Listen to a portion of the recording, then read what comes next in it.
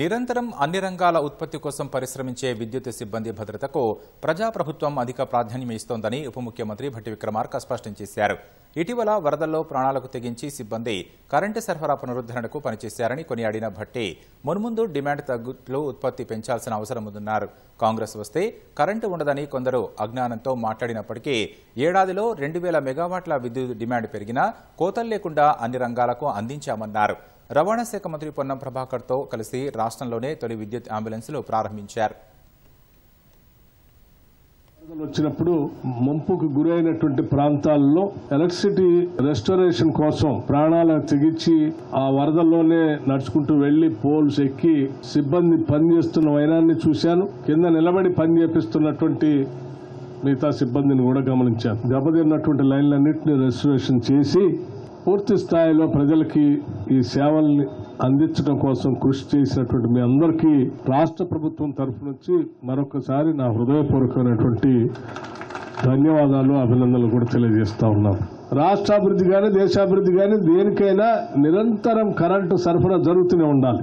ఏ ఉత్పత్తి అయినా విద్యుత్ శాఖతోనే ముడిపడి ఉన్నది. వ్యవసాయ రంగం కావచ్చు, పరిశ్రమ రంగం కావచ్చు, ఇన్ఫ్రాస్ట్రక్చర్ కావచ్చు, లేకపోతే ఇంకే రంగమైనా సరే మీ పని పైన మీకున్న నమ్మకంతో మీ నైపుణ్యాన్ని మీ దృష్టిలో పెట్టుకుని ఏం కాదులే అని చేస్తా ఉన్నారు. కానీ శాఖను చూస్తున్నటువంటి ప్రభుత్వం సంబంధించిన మంత్రిగా మీరు కింది స్థాయి లైన్ మ్యాన్ నుంచి ఏ స్థాయి వరకైనా విద్యుత్ శాఖలో పనిచేసేటువంటి ప్రతి వ్యక్తి ప్రకటించిన ప్రోటోకాల్స్ ప్రకారం భద్రతా చర్యలు తీసుకోవాల్సిందే.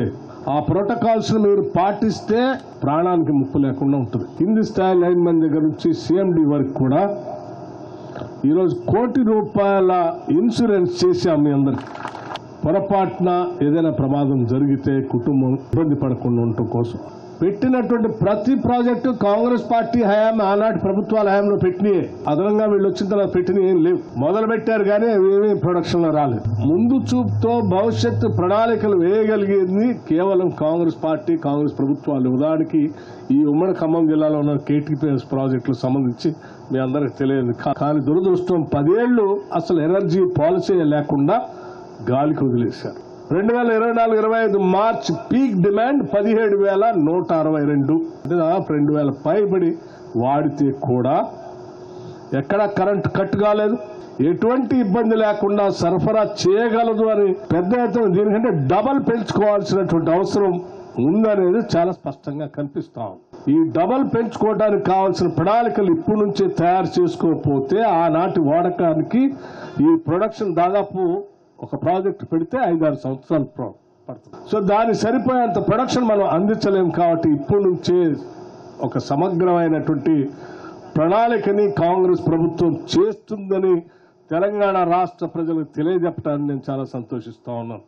2029-30 కల్లా గ్రీన్ ఎనర్జీని 20,000 మెగావాట్లని మనం అదనంగా యాడ్ చేయబోతున్నాం. సోలార్ పవర్ ని, పంప్ స్టోరేజ్ పవర్ ని, ఫ్లోటింగ్ సోలార్ ని, మౌంటెడ్ సోలార్ ని, ఇటువంటి స్టోరేజ్ చేసుకునే ప్రక్రియను కూడా పెద్ద ఎత్తున ప్రపంచంలో బాగా అభివృద్ధి చెందినటువంటి దేశాల్లో కొత్త ప్రక్రియలు జరుగుతూ ఉన్నాయి.